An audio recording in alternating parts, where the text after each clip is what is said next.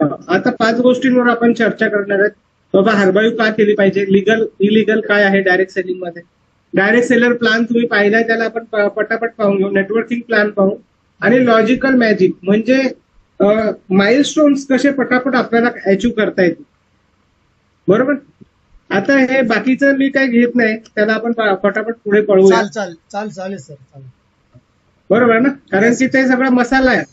हा, ते समजलं, लक्षात आलं. हा, मसाला आपण आता इतकं आपण जेवण केलंय की आपल्याला मसाल्याची गरज नाही. बरोबर. तर आपण डायरेक्ट सेलिंग रूल्स जे आले 2021 साली, 28 डिसेंबर 2021, त्याप्रमाणे आपण संपूर्ण प्लॅनच बनवलेला आहे आणि लॅम्प फॉर्म्युला आहे आपल्याकडे. लॅम्प फॉर्म्युल्यामध्ये लिगल काय आहे, अथॉरिटी काय, मार्केटिंग प्लॅन कसा असला पाहिजे आणि प्रोडक्ट्स कसे असले पाहिजे, ह्या 4 गोष्टींवर आपण चर्चा करणार आहोत. तर कंपनीची कार्यप्रणाली लिगल असली पाहिजे आणि लॉ काय म्हणतो, नो डायरेक्ट सेलिंग एंटिटी और डायरेक्ट सेलर शल. बरोबर. त्यांनी काय गोष्टी नाही केल्या पाहिजे याच्याबद्दल आपण चर्चा करतोय. तर सगळ्यात पहिले पिरॅमिड स्कीम जी आहे ती पिरॅमिड स्कीमला बॅन करण्यात आलेलं आहे. मग पिरॅमिड स्कीम आपण आधी हा लॉ यायच्या आधी सगळ्या कंपन्या पिरॅमिड स्कीमच होत्या. बरोबर. म्हणजे काय की एक ग्राहक स्वतः पण माल खरेदी करत होता आणि तो दुसऱ्यांना पण माल खरेदी करायला प्रमोट करत होता. आणि आपण पाहिलं की महिन्याच्या शेवटी खूप जास्त परचेसिंग व्हायची आणि तो माल डंप व्हायचा. त्याच्या कमिशनसाठी असा खूप माल परचेसिंग होत होता. तर गव्हर्नमेंट काय म्हणते की multi layer network of subscriber, म्हणजे ग्राहकांचं मल्टी लेअर नेटवर्क असेल तर that comes under pyramid scheme. आणि याला भारत सरकारची बंदी आहे. मग आता आपल्या इथे कसं आहे, तर आपल्याकडे डायरेक्ट सेलरचा आयडी लागतो, कस्टमरचा पण आयडी लागतो, पण direct seller can promote direct sellers. Customer जो आहे तो दुसऱ्या कुठल्याही कस्टमरला प्रमोट करू शकत नाही. बरोबर. डायरेक्ट सेलरला परचेसिंगचा अधिकार नाही. डायरेक्ट सेलरला त्याच्या आयडीवर परचेसिंगचा अधिकार नसल्यामुळे माल डम्पिंग होणार नाही. सर्वात इम्पॉर्टंट. आणि कस्टमरला जरी परचेसिंगचा अधिकार असेल तरी कस्टमर एका वेळेस फक्त 2 महिन्यांचं औषध परचेस करू शकतो. म्हणजे कस्टमरच्या आयडीवर पण तुम्ही असं नाही म्हणणार तुम्हाला 1 वर्षाचं प्रोडक्ट आहे. म्हणजे इथे जे एथिक्स जे चुकत होते ते आपण सगळे बंद करून टाकलेले आहेत.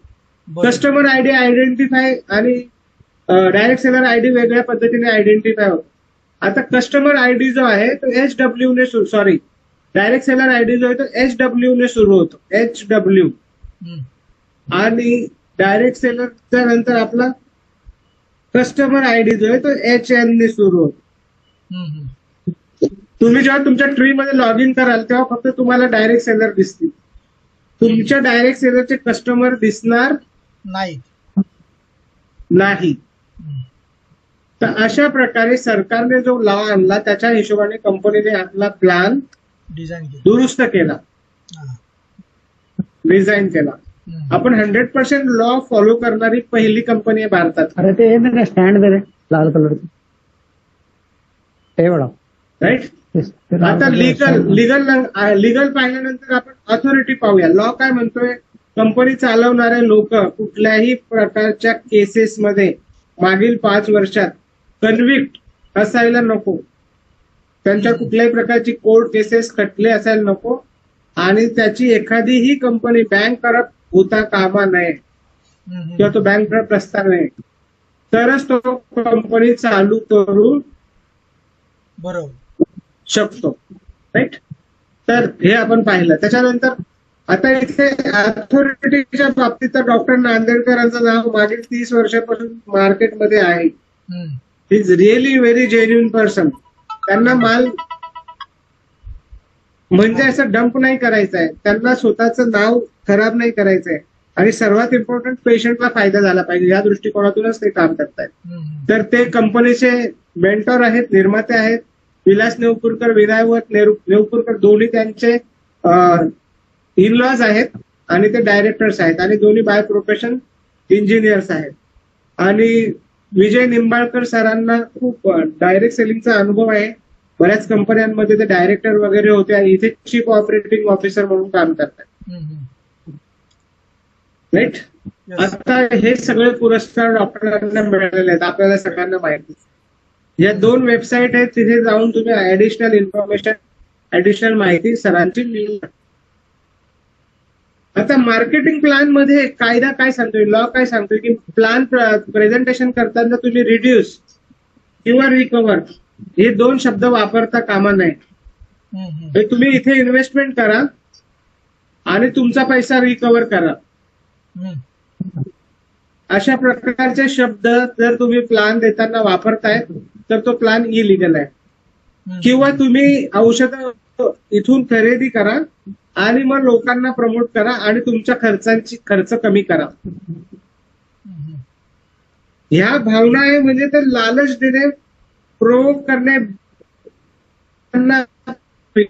अशा प्रकारचा प्लॅन पाहिजे. डायरेक्ट युजर आलं. सर थोडा आवाज ब्रेक होतोय. सर आवाज ब्रेक होतोय. मी माझा व्हिडिओ बंद करू का? हा व्हिडिओ बंद करा ना सर, म्हणजे फ्रिक्वेन्सी कमी होती जरा. हा ऍक्च्युली फोन आलेला त्याच्यामुळे पण झाला असेल. आता क्लिअर आहे ना माझा आवाज? हा क्लिअर आहे, क्लिअर. ओके. नाही व्हिडिओ पण केला तर चालेल साहेब, असं काय ना आवाज. हा ठीक आहे, काही हरकत नाही. आता आपलं झालंय. नेट खेचतं ना त्याला. हो हो. तर प्लॅन देताना हे 2 शब्द आपण वापरत नाही आणि जर कुठली कंपनी वापरत असेल तर ती इलिगल काम करते. आता आपल्याकडे कस्टमर वेगळा आहे, ग्राहक वेगळा आहे. बरोबर. Unless and until that person is diabetic आणि त्याला काम करायचंय तर तो दोन्ही क्रायटेरियामध्ये येतो. राईट. आणि असे फक्त आपल्याकडे मला वाटतं 5% लोक असतील की जे आपले कस्टमर पण आहेत आणि आपले डायरेक्ट सेलर पण आहेत. 95% आपले युजरच आहेत. येस. राईट. त्याच्यामुळे फसवी वगैरे वगैरे गोष्टी होत नाहीत. पण पुढे जाऊया. येस. आजपर्यंत आपण जगाच्या नेटवर्किंग हिस्ट्रीमध्ये जर पाहायला गेलं तर काम खालचे लोक करतात पण इन्कम वरचा घेऊन जातो लीडर. बरोबर. बरोबर. परंतु आपला प्लॅन अशा प्रकारे डिझाईन केलेला आहे की बाबा हा जो खाली आलेला आहे हाही इन्कम करेल, मधले जे नेटवर्किंग वाले व्यक्ती असतात तेही इन्कम करतील आणि जो लीडर आहे तो पण इन्कम करेल. म्हणजे कुणालाही कमी दिलेलं नाही कंपनीने. आणि सगळ्यात जास्त जो फाउंडेशन आहे त्याला पुश करण्याचं काम केलेलं आहे. कारण की तो काम करेल तर वरती सगळ्यांना पैसा मिळेल. मग डायरेक्ट सेलरसाठी पण खूप ऑपॉर्च्युनिटी नेटवर्करसाठी पण आहे आणि लीडरसाठी पण आहे. बरोबर.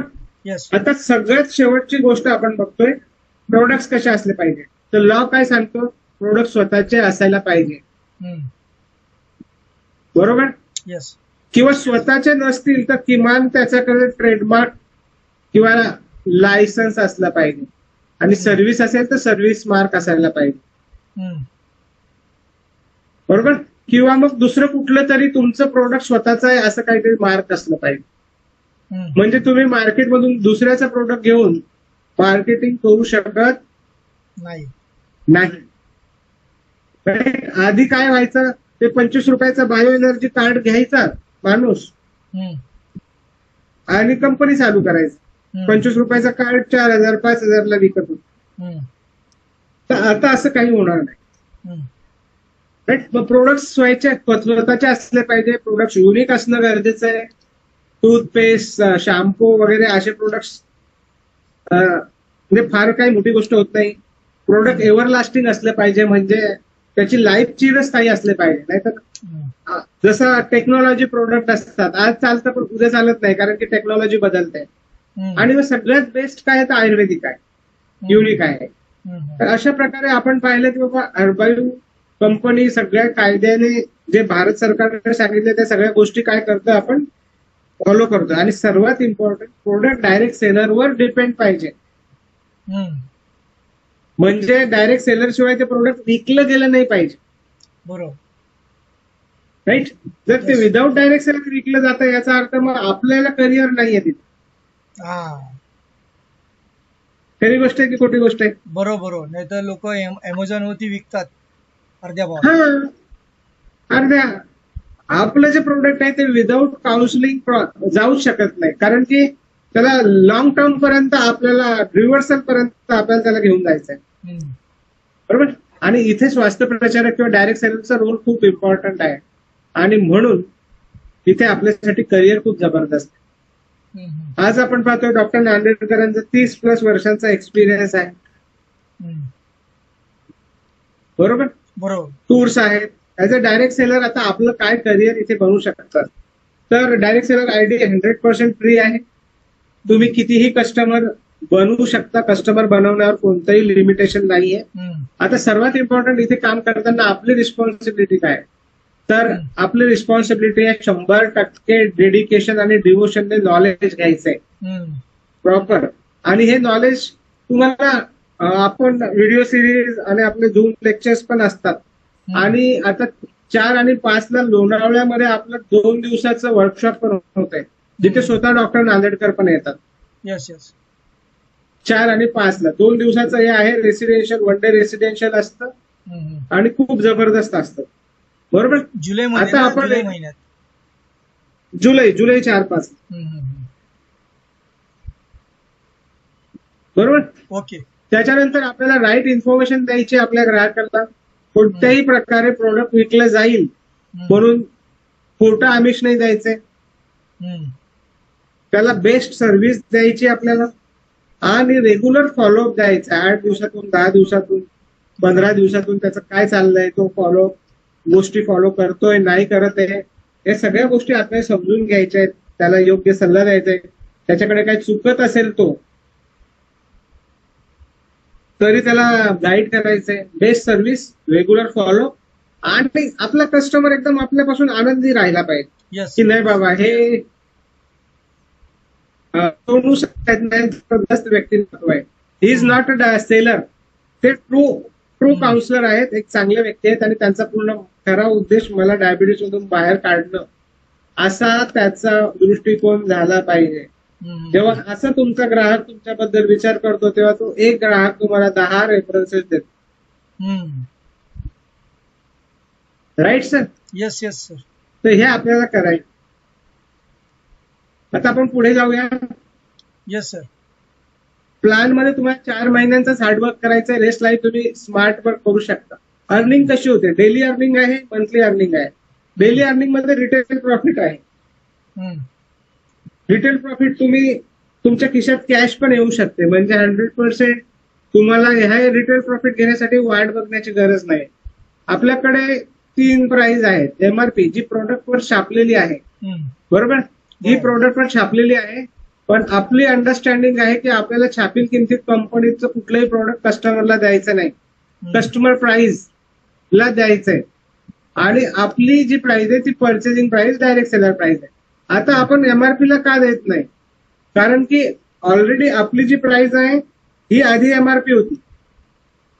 पण मग प्रत्येक व्यक्ती कस्टमर काय करायचा, अरे बाबा मी तुझ्याकडून कायम औषधं घेतो, मग मला काहीतरी डिस्काउंट मिळायला पाहिजे. बरोबर. मग त्याच्या कमिशन मधून तो डिस्काउंट जात होता. मग कंपनीने काय केलं की जेव्हा हे सगळं सेटअप केलं तेव्हा एमआरपी वाढवली, जेणेकरून आपला जो डायरेक्ट सेलर आहे त्याचा लॉस होता कामा नये. बरोबर. मग अशा प्रकारे एमआरपी, आता कुठलंही प्रॉडक्ट घ्या त्याच्यावर एक एमआरपी, एक कस्टमर प्राइस आहे, एक डायरेक्ट सेलर प्राइस आहे. मग अशा प्रकारे कस्टमर पण खुश होतो की नाही मला, अरे सोनू सर मला डिस्काउंट देत आहेत. बरोबर. छापील किंमत एवढी आहे. मग आपल्या डायबिटीज त्याच्यावर छापील किंमत 1440 रुपये आहे, पण आपण त्याला 1350 लाच देतो आणि आपली प्राइस आहे 1100. बरोबर. आता 1440 ला दिलं तर काय होईल? 1440 ला दिलं तर त्याचं बिल सिस्टम मधून 1350 जनरेट होईल. येस. बरोबर. 1440चं बिल जनरेट होणार नाही. नाही. आणि जर तुम्ही असं केलं जरी एखाद्या माणसाने तर मग त्याचं ग्राहकाबरोबर त्याचे नातं आहे ते खराब. बरोबर. कारण बिल तो बोलेल, जातं. हा बिल जातं ना त्याला. बरोबर. राईट. अशा प्रकारे. हम्म. तर आता आपली इन्व्हेस्टमेंट किती आहे? 1100 रुपये. हम्म. बरोबर ना. हम्म. आपल्याला 1100 रुपयावर किती मिळाले? 250 रुपये मिळाले. येस. कारण की आपण ग्राहकाला दिलं 1350 ला. याचा अर्थ 20% जास्त मार्जिन झाला. ओके. Retail profit. आणि हे कॅश आली तुमच्याकडे. तुम्ही ग्राहकाकडून 1350 घेतले, हम्म. 1100 रुपये कंपनीत भरले, 250 रुपये खिशात राहिले. हम्म. क्लिअर. म्हणजे 20% जास्त रिटेल प्रॉफिट आहे. येस. दुसरं कंपनीने दिलेलं आहे सीसीआय. सीसीआय काय आहे? कस्टमर केअर इन्सेंटिव्ह हम्म. Guidance and counselling. जेव्हा बाकीचे आजार असतात त्याच्यात तुम्हाला औषध दिलं, विषय संपतो, तो औषध खातो, आजार बरा होतो. पण डायबिटीस मध्ये आपल्याला त्याला लॉंग टर्म पर्यंत घेऊन जायचंय. मध्ये मध्ये तो चुका करणार, कधी व्यायाम करणार नाही, कधी गोड खाईल, कधी पथ्य पाळणार नाही. अशा बऱ्याचशा मिस्टेक पेशंट करत असतो. हम्म. आता तुम्ही डायबेटिक पेशंट आहात, तुम्हाला माहिती आहे काय काय तुम्ही करता मध्ये मध्ये. बरोबर आहे. बरोबर. मग अशा वेळी आपलं काम आहे त्याला गाईड करणे, त्याला मोरल बूस्ट करणे हम्म. आणि अशा काही गोष्टी करण्यापासून परावृत्त करणे. हम्म. मग इथे आपल्याला ह्यासाठी काहीतरी मिळालं पाहिजे आणि लॉंग टर्म त्याने प्रोडक्ट घ्यावं म्हणून कंपनीने इथे कस्टमर केअर इन्सेंटिव्ह आपल्यासाठी घोषित केलेला आहे. हा कस्टमर केअर इन्सेंटिव्ह आहे प्रॉडक्टच्या स्वरूपात. हम्म. म्हणजे कॅश तर कंपनीने दिली, हम्म. पण जेव्हा तुमचं बिल बनेल, हम्म. आता समजा एक डायबिटीजचं बिल बनलं, हम्म. जेव्हा एका डायबिटीजचं बिल बनतं तर तुमच्या वॉलेटला अर्धा पॉइंट जमा होतो. अशाच प्रकारे प्रोटेक्ट 360चं बिल बनेल, डायबा बीटचं बिल बनेल, डायबा ऑलचं बिल बनेल, प्री डायबाबीट कॅप्सूलचं बनेल. हे जे काही प्रोडक्ट्स मी तुम्हाला दाखवतोय हे सगळे डायबिटीसशी रिलेटेड प्रोडक्ट आहेत. हम्म. हे प्रोडक्ट आपण टप्प्याटप्प्याने आपल्या पेशंटला देत असतो. बरोबर. हम्म. आणि जेव्हा प्रत्येक बिल बनतं तेव्हा काही पॉइंट आपल्या वॉलेटला जमा होतात. बरोबर. आता हे पॉइंट जमा झाल्यानंतर काय होईल? हे पॉइंट जमा झाल्यानंतर कंपनीचे जे प्रीमियम प्रोडक्ट्स आहेत, डायबा टी, डायबा बीट, डायबा ऑल आणि वेलनेस टी, हम्म. हे प्रोडक्ट आपण ह्या पॉइंटच्या माध्यमातून काय करू शकतो? विकत घेऊ शकतो, परचेस करू शकतो. हम्म. म्हणजे काय झालं? ऍज गुड ऍज काय झालं? म्हणजे आपल्याकडे ते कॅश करता येईल कस्टमरला. कॅश करता येईल तुम्हाला. आता तुम्ही जसं एक पॉइंट होतो आपल्या वॉलेटला, एक पॉइंट जमा झाला, हम्म. एक पॉइंट जमा झाल्यावर तुम्ही कंपनीचं वेलनेस टी नावाचं जे जबरदस्त प्रोडक्ट आहे, चहा आहे आयुर्वेदिक, हा चहा परचेस करता. हम्म. एका पॉइंटवर हा चहा तुम्हाला परचेस करतायत हम्म. आणि तो तुम्ही विकू शकता. बरोबर. जेव्हा तुमच्या वॉलेटला 5 पॉइंट जमा होतात, 5 पॉइंट, हम्म. तेव्हा तुम्ही एक डायबा टी आणि एक डायबा बीट हे 2 प्रोडक्ट परचेस करता. हम्म. आणि ह्या 2 प्रोडक्टची एमआरपी कस्टमर प्राइस आहे 3150 रुपये. हम्म. म्हणजे तुमच्याकडे 5 कस्टमर झाले, 5 पॉइंट झाले आणि तुम्ही काय केलं? 3150 रुपयाचं प्रोडक्ट कंपनीतून परचेस केलं हम्म. आणि ते तुमच्या 6व्या कस्टमरला दिलं. मग त्या कस्टमरला कंपनी पाठवेल काय आपले? कंपनी पाठवते तुम्हाला. हा, म्हणजे माझ्या ऍड्रेसवर देईल, मी जाऊन तिकडे देणार. हा, कंपनी तुम्हाला पाठवेल हा. आणि तुम्ही कस्टमरला पाठवाल. मग ते बिल जे बनणार ते कसं काय बनणार? मग ते की बिल बनणार नाही ते त्याचं? बिल जेव्हा आपण आपल्या सिस्टम मध्ये त्याची एंट्री करतो तेव्हा बिल बनतं. त्याचं म्हणजे त्या कस्टमरला बिल आपण देऊ शकतो, म्हणजे हे प्रोडक्ट देऊ. हा, तुम्ही बिल देऊ शकता. कंपनी टू कस्टमर जेव्हा, कंपनी टू डायरेक्ट सेलर जेव्हा प्रोडक्ट जातं ना, हम्म. तेव्हा कंपनीत बिल नाही बनत. हा.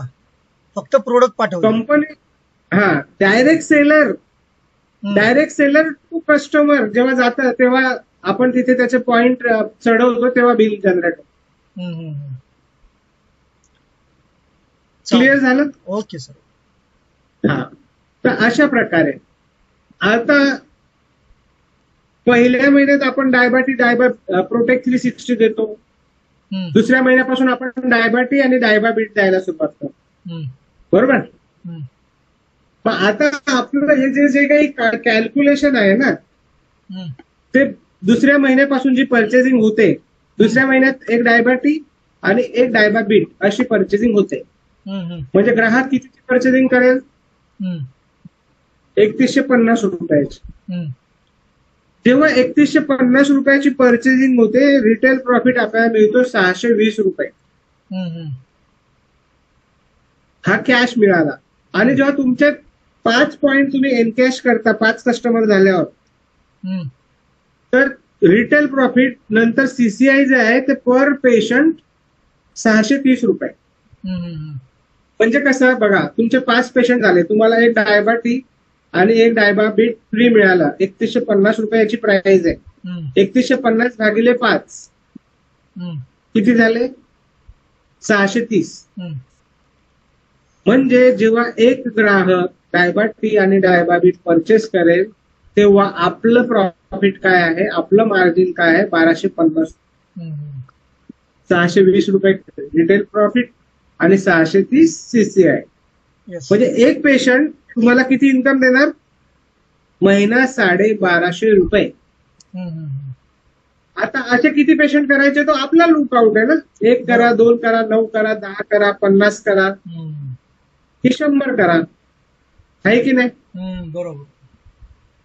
हे पेशंट किती करायचे ते आपल्यावर डिपेंड आहे. हम्म. आणि जेवढे तुम्ही कराल तेवढे तुम्हाला कंपनी इन्कम त्याच्यावर देणार आहे. Yes, yes. परंतु कंपनीने काही माइलस्टोन ठेवलेला आहे. 1 ते 9 झाले तर तुम्हाला 1250 मिळतील. हम्म, पण आणि अशा प्रकारे एका पेशंटवर आपलं इन्कम किती जाते? 40% जास्त. हम्म, हम्म, हम्म. आता बघा, आता तुम्ही खूप काम केलेलं आहे डायरेक्ट सेलिंग मध्ये, नेटवर्क मार्केटिंग मध्ये, हम्म. बरोबर? मला सांगा, एखाद्या कंपनीने डायरेक्ट सेलरला 40% करिअर दिलेलं हम्म, हम्म. बरोबर. दिलंय का? ते पीव्ही वरती असतं ना त्यांच्या ते.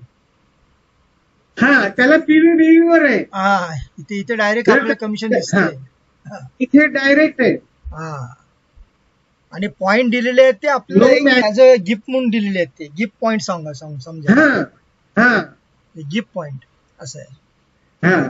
म्हणजे काही मॅचिंग नाही करायचं, काही करायचं नाही, हा. काही नाही करायचं. बरोबर. बरोबर ना? नाही, चांगले 100% ते बीवी आहे ते, म्हणजे रुपीज मध्ये 100% आहे. हा. बऱ्याच कंपन्यांमध्ये काय होतं, तुमचं जर प्रोडक्ट असेल ना 5000चं, तुम्हाला सांगणार तिकडे की तुम्हाला 20% बीवी आहे, पण त्याच्यावर त्यांनी पीव्ही किती काढलेली आहे असं असतं. हा. असं असतं. खरी गोष्ट आहे की नाही? नाही ना, कसं आपल्याला लगेच माहिती पडते. चला पुढे. हा, पुढे पुढे. ओके. हा. आता बघा ना, 3150 रुपयावर जर आपल्याला आपली पर्चेसिंग किती? आपण तर 2530 देतो कंपनीला. बरोबर. आपण 2530 रुपये दिले. 2530 रुपयावर आपल्याला मार्जिन मिळतंय 1250 रुपये. हम्म. किती किती मार्जिन आहे? क्लिअर झालं? Yes, yes sir. हा. आता एक माइलस्टोन इथे कंपनीने ठेवलाय, हम्म. 10 कस्टमरचा. जर तुम्ही 10 कस्टमरचे बिलिंग करता तर तुम्हाला एमटीडी रॉयल्टी सुरू होते. एमटीडीसी रॉयल्टी म्हणजे काय? हम्म. माय 10 डायरेक्ट कस्टमर्स, माझे डायरेक्ट 10 कस्टमर, हम्म. ऍक्टिव्ह कस्टमर, बरं का? असं नाही की 10 कस्टमर झाले, 10 मधले 5 औषध नाही घेतलं तर रॉयल्टी मिळणार नाही. हम्म. तुमच्या त्या महिन्यात 10 कस्टमर ऍक्टिव्ह असणं गरजेचं आहे. 10चं बिल होणं गरजेचं आहे. बरोबर. आणि जेव्हा तुमचं 10चं बिलिंग होतं तेव्हा तुम्हाला एमटीडीसी रॉयल्टी मिळते. याच्यात कंपनीने 6% फंड ठेवलेला आहे आणि 4% त्याला आता ऍडिशनल काही वेळा करता बूस्ट केलेला आहे ही रॉयल्टी. हम्म. बरोबर? मग अशा प्रकारे 10 पेशंट जेव्हा तुमचे असतील तुमच्या सोबत, तर तुम्हाला इन्कम काय मिळेल ते आपण थोडीशी आता चर्चा करणार आहोत. 10 पेशंटवर एक व्यक्ती काय करू शकतो? हम्म. बघा, 10 पेशंटवर रिटेल प्रॉफिट किती येईल? 620. एका पेशंटवर येते 6200. कस्टमर केअर इन्सेंटिव्ह किती येईल? 6300, कारण की 630 एका पेशंटवर येतोय 10 पेशंटवर 6,300. त्याच्यानंतर एमटीडीसी रॉयल्टी ठेवलेली कंपनीने, विच इज मिनिमम 1,500 रुपये गॅरंटी.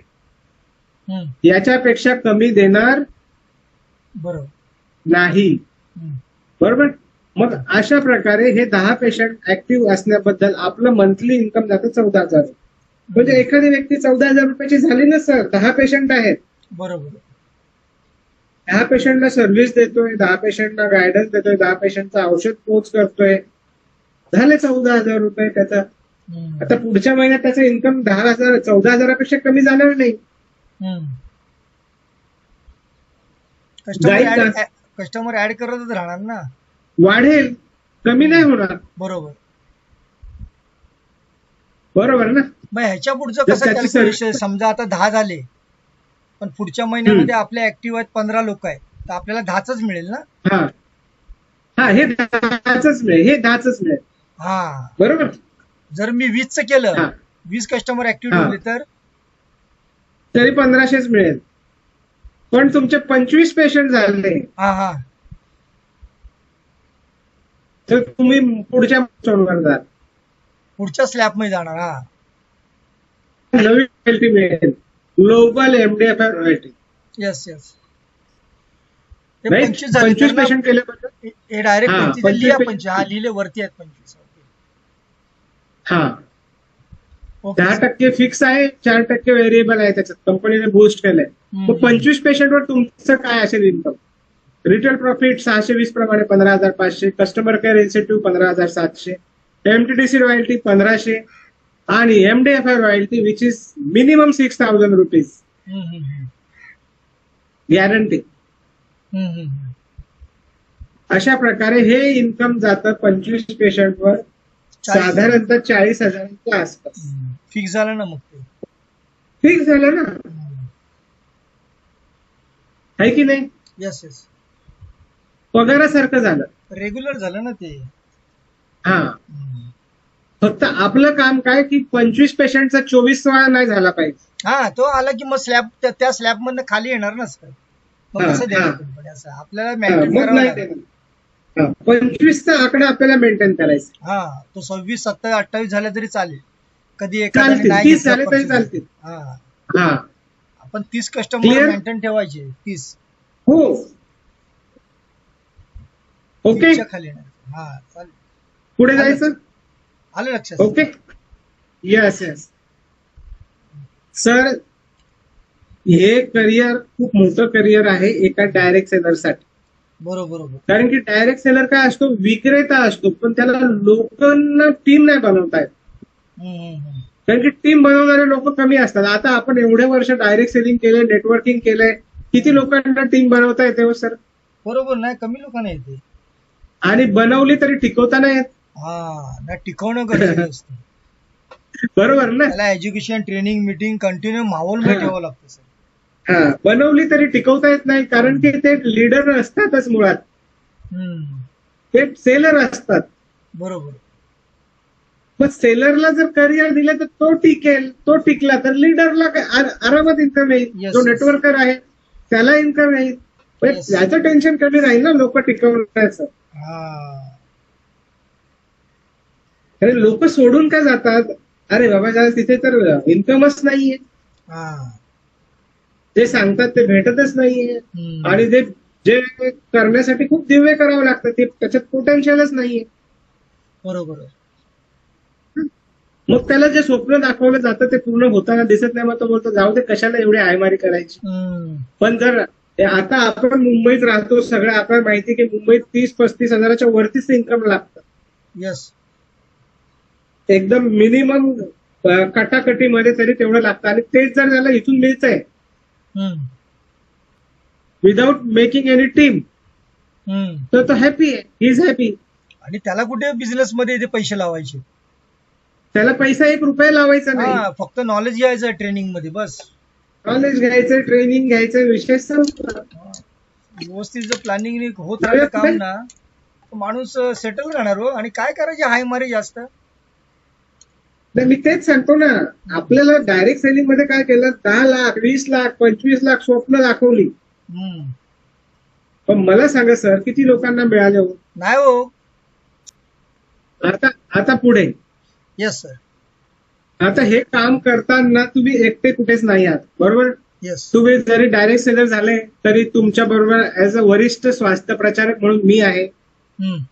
जेव्हा आपला पेशंट इथे इन होतो तेव्हा आपल्या हर्बायूच्या कॉलिंग टीम मधून पेशंटला कॉल जातो की बाबा तुम्ही असे असे आमच्या मधुमेह मुक्त भारत अभियानात जॉईन केलेलं आहे, ट्रीटमेंट सुरू केलेली आहे, तुमचा असा असा माझ्यासमोर आलेला आहे, ही माहिती दिलेली आहे, तुम्ही ही बरोबर आहे का, अशा प्रकारे त्याला व्हेरीफाय केलं जातं. ते व्हेरिफिकेशन झाल्यानंतर तो कॉल आपल्या डॉक्टरांकडे जातो. आपले डॉक्टर त्याला कॉल करतात, सांगितलेल्या माहिती व्यतिरिक्त काही त्रास आहे का याची माहिती घेतली जाते. डोस कसा घ्यायचा, काय घ्यायचा, स्वास्थ्य प्रचारकाने काय सांगितलंय हे क्रॉस व्हेरिफिकेशन केलं जातं. आणि इतर जर त्याला काही त्रास असेल मधुमेहा व्यतिरिक्त सुद्धा तर अजून काही औषधं घ्यायची असतील तर ती रेकमेंड केली जातात, किंवा तशी बाहेरून घ्यायची असतील तर तीही रेकमेंड केली जातात. आणि दर महिन्याला हा कॉल त्यांच्यासोबत डॉक्टर करतात. तर अशा प्रकारे पूर्ण टीम तुमच्या एका पेशंटला रिव्हर्सल देण्यासाठी काम करते. समजा मोठा प्रॉब्लेम आहे जो आपल्या आवाक्याच्या बाहेर आहे, फक्त आपल्याला सिस्टम मध्ये त्याचं रजिस्ट्रेशन करायचं आणि त्याचं एक तिकीट जनरेट करायचंय, आपले डॉक्टर त्याला कॉल करतात. म्हणजे कुठेही आपल्याला 1 रुपयाचंही टेन्शन नाही तिथे. आता जेव्हा तुमची ट्रीटमेंट सुरू होईल, तुमचे प्रोडक्ट जातील, तेव्हा तुम्हालाही या सगळ्या प्रोसेस मधून स्वतः जायचं. तर अशा प्रकारे हे काम चालतं. आता आपण पाहिलं retail profit, customer care, incentive, MTDC royalty आणि एमडीएफआय रॉयल्टी. त्याचं डायरेक्ट सेलर खूप चांगलं करिअर आहे. परंतु इथे एक सुंदर गोष्ट आहे सोनू सर. Yes sir. एवढी जबरदस्त आहे की ह्या लहान मुलाचं जे तोंड उघडलंय तसं आपलं सगळ्याचं तोंड उघडतं. मगाशी मी तुम्हाला सांगितलं ग्लोबल एमडीएफआय रॉयल्टी 10% शेअर करते कंपनी, आणि ही 10% वाढत्या क्रमात आहे. तर आता नक्की काय जादू आहे ते तुम्ही समजून घ्यायचे, बरोबर. बघा, आता आपलं जे प्रोडक्ट आहे या प्रोडक्टला राष्ट्रपती पुरस्कार मिळालेला आहे, प्रोव्हिजनल पेटंट मिळालेला आहे, आणि आपण ह्या कंपनीत आहोत म्हणून आपण असं म्हणत नाही की आपल्याकडे नंबर 1 प्रोडक्ट आहे. आपल्याकडे 30 वर्षापासूनचे रिझल्ट आहे. Yes yes. बरोबर. मग भारतात आकडा किती येतो? 15 करोड लोकांना डायबिटीज आहे, अनुमान आहे, जास्त पण असतील. मग जर आपल्याकडे इतकं सुंदर प्रोडक्ट असेल तर आपण कमीत कमी 20% मार्केट शेअर घ्यायला पाहिजे की नाही घ्यायला पाहिजे? बरोबर. राईट. तर आपला उद्देश आहे की येत्या 8 ते 10 वर्षात आपण ह्या 20-15 करोड मधून 20% मार्केट शेअर घ्यायचा, म्हणजे 30% पेशंट आपल्याकडे असले पाहिजे. आता हे 30% पेशंट कोण आणणार? आपण आणणार. बरोबर. कोण आणणार? तर आपण आणणार, आणि सुरुवातीचे 500 लोक आणणार. बरोबर. म्हणजे सुरुवातीच्या 500 लोकांवर काय जबाबदारी आहे की कमीत कमी 25 ते 30 पेशंट मेंटेन करणं. राईट. मग 25 ते 30 पेशंट मेंटेन करणारे एक व्यक्ती, तर किती पेशंट होतील? तर आपण एक फिगरवर आलो की बाबा हे सगळे सुरुवातीचे 500 लोक जे आहेत ते मिळून 15,625 पेशंट करणार आहे. 15,625 पेशंट झाल्यावर काय होईल? तर इथे प्रत्येक डायबेटिक पेशंट 90 दिवसांनी एक रिपोर्ट करतो. तो रिपोर्ट आहे HbA1c रिपोर्ट. तुम्हाला माहिती आहे या रिपोर्ट बद्दल? मी ऐकलं त्या दिवशी ना झूम मध्ये. हो. 3 महिन्याचा प्रत्येक 90 दिवसांनी एक रिपोर्ट येतो.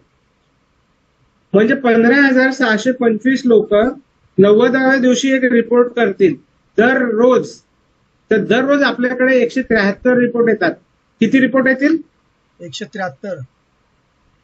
हा, आपण असं समजूया हे 173 पैकी 23 लोक जे आहेत ते फॉलो नाही करत आहे आपल्या गाईडलाईन्स, सगळं त्यांचं चालू आहे.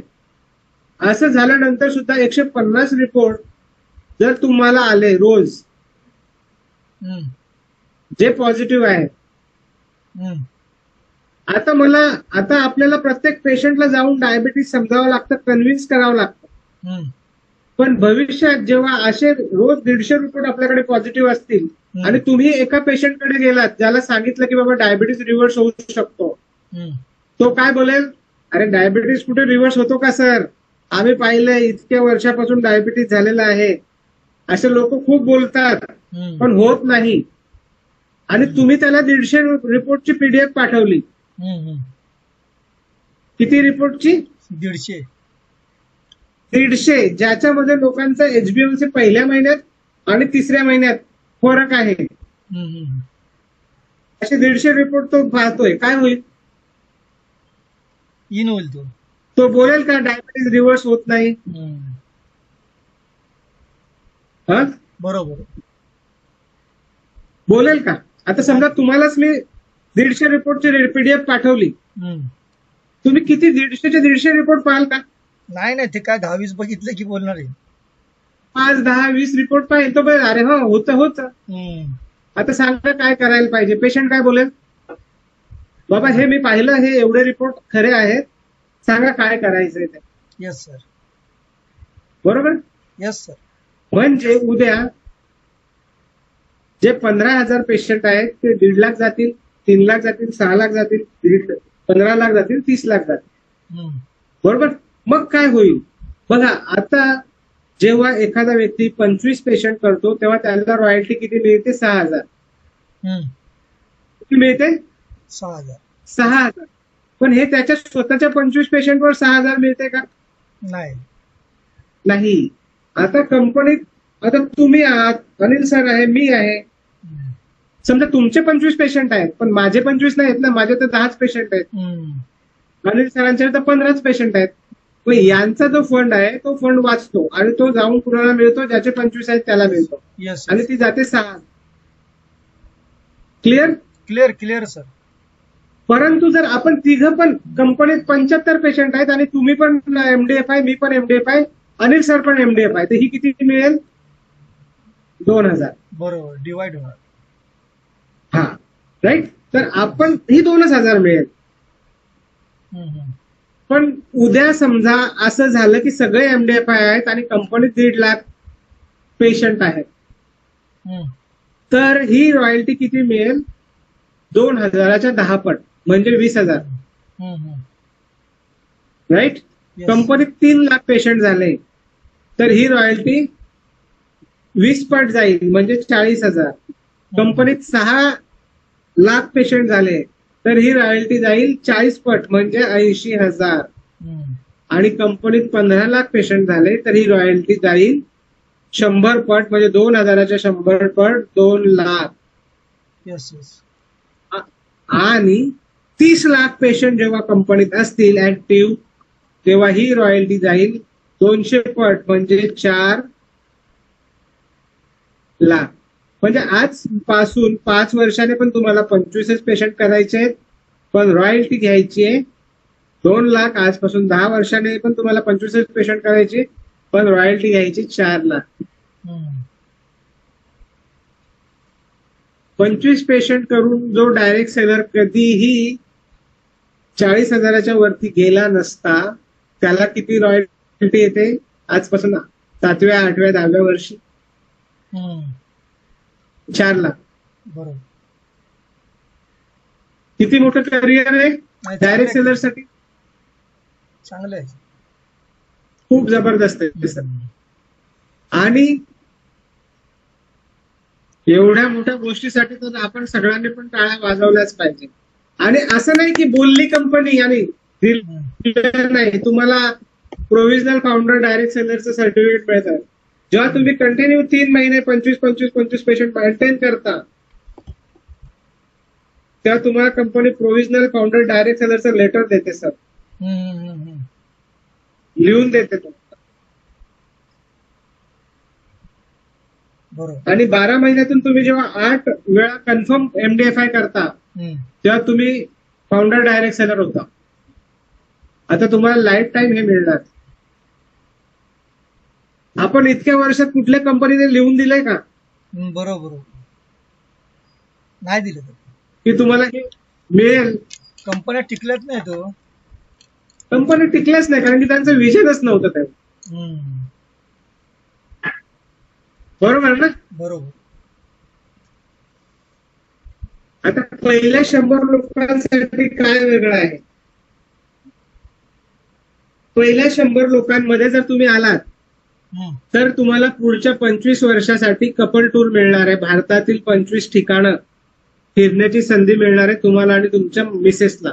मिसेसला. हम्म. हा, दरवर्षी. दरवर्षी. पुण्यात कुठे ऑफिस आहे सर? पुण्यात बाणेरला आहे. कुठे? बाणेर. बानेर. बाणेर बाणेर कुठे आलं ते? बालेवाडी माहिती आहे तुम्हाला? बालेवाडी स्टेडियम. हा, बालेवाडी स्टेडियम पासून 7-8 किलोमीटर असेल. म्हणजे आपला जो सातारा हायवे आहे तिथेच त्याच रूटला. सातारा हायवे पासून 2 किलोमीटर आहे पकडा. आतमध्ये सिटीत. हा, आतमध्ये सिटीत. म्हणजे आपण बालेवाडी स्टेडियम क्रॉस केल्यानंतर पुढे. हा, पुढे वाकड ब्रिज आहे. वाकड ब्रिज पासून 5-6 किलोमीटर असेल का. म्हणजे आतमध्ये जावं लागणार हायवे सोडून. आतमध्ये शहरात यावं लागतं पुण्यात. लक्षात. वाकड. असं आहे. Right sir. Okay sir. चांगलं आहे. म्हणजे पहिल्या 500 लोकांना 4 लाखाची रॉयल्टी हा. आणि त्यातल्या त्यात पहिल्या 100 लोकांना 25 वर्षाची टूर. येस. आता ह्याचं टार्गेट काय म्हटलं तुम्ही? 25 डायरेक्ट ना? टार्गेट 25 डायरेक्ट करायचे ना कस्टमर? 25 डायरेक्ट करायचे आहेत. आता जे कधी तुम्हाला कधी करता येतील त्याच्यावर आहे. हा. नाही हे टार्गेट पुरं करायचं का? 25 डायरेक्ट की किती आहे? काय आहे? कसं काय? 25 डायरेक्ट पेशंट. हा ना. डायरेक्ट 25 करायचे आहेत कस्टमर.